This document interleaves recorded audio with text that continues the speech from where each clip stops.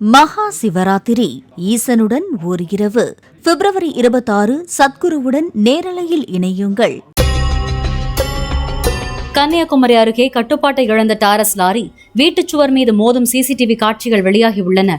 கனிம வளங்களை ஏற்றிக்கொண்டு கேரளா நோக்கி சென்று கொண்டிருந்த லாரி தோமனூர் அருகே செல்லும் போது விபத்து நிகழ்ந்தது. விபத்தின் போது வீட்டுச்சுவர் அருகே நிறுத்தப்பட்டிருந்த 2 இருசக்கர வாகனங்கள் சேதமடைந்தன.